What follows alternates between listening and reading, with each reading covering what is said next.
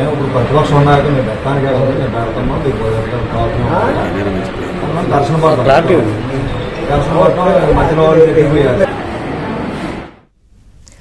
ఎన్టీఆర్ జిల్లా కనుమూరులో వైసీపీ నేతలు రెచ్చిపోయారు. అక్రమంగా ఇసుక తరలిస్తున్న ట్రాక్టర్లను అడ్డుకున్న టీడీపీ నేతలపై దౌర్జన్యానికి దిగారు.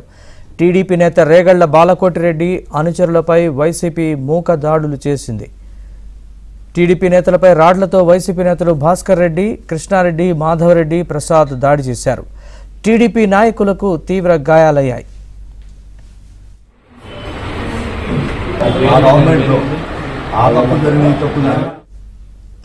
మరింత సమాచారాన్ని మా ప్రతినిధి ప్రసాద్ అందిస్తారు. ప్రసాద్, ఈ ఘటనకు సంబంధించిన పూర్తి వివరాలు చెప్పండి.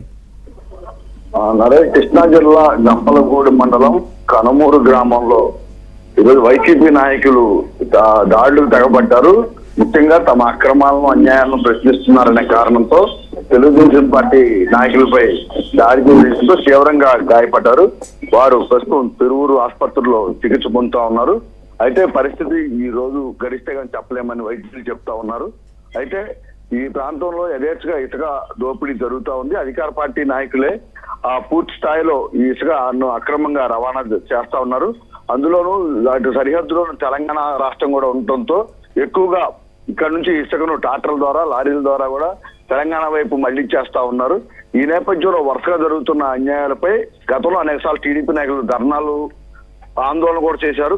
అయితే అధికార పార్టీ నాయకుల ఆగడాలకు చివరికి అధికారులు కూడా యాక్షన్ తీసుకునే పరిస్థితి నెలకొంది. ఈ నేపథ్యంలో వీరు స్వయంగా అక్రమాలను ఆధారాలతో నిరూపించేందుకు ప్రయత్నించారు. అయితే తమనే అడ్డుకుంటారా అంటూ కొంతమంది అక్కడున్న స్థానిక వైసీపీ నాయకులందరూ కూడా తెలుగుదేశం పార్టీ నేతలు పై దాడి చేసి తీవ్రంగా గాయపరచడం జరిగింది.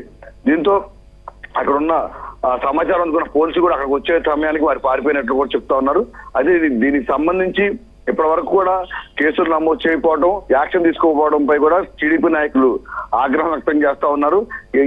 ఇటీవల జరుగుతున్న వరుస ఘటనల నేపథ్యంలో ఎక్కడ వైసీపీ అధికార పార్టీ నాయకులు దాడులు చేస్తున్నా కూడా కేసులు నమోదు చేయకుండా తాత్సారం చేయటం, ఒకవేళ ఒత్తిడి వచ్చినా లేకపోతే వివాదం అయిన తర్వాత ఎవరైతే బాధితులు ఉన్నారో వారిపై కేసులు నమోదు చేసి నాన్ బెయిలబుల్ సెక్షన్ పెట్టడం, దాడి చేసిన వారిపై మాత్రం బెయిలబుల్ సెక్షన్ పెట్టడం వంటి ఘటనలు కూడా జరుగుతూ ఉన్నాయి. ఈ నేపథ్యంలో ఈ ఘటనలో పూర్తిగా తెలుగుదేశం పార్టీ నాయకులు గాయాలతో ఆసుపత్రిలో చేరిన నేపథ్యంలో పోలీసులు నిష్పక్షపాతంగా దర్యాప్తు చేసి చర్యలు తీసుకోవాలని కూడా తెలుగుదేశం పార్టీ నాయకులు డిమాండ్ చేస్తున్నారు. Okay, thank you Prasad.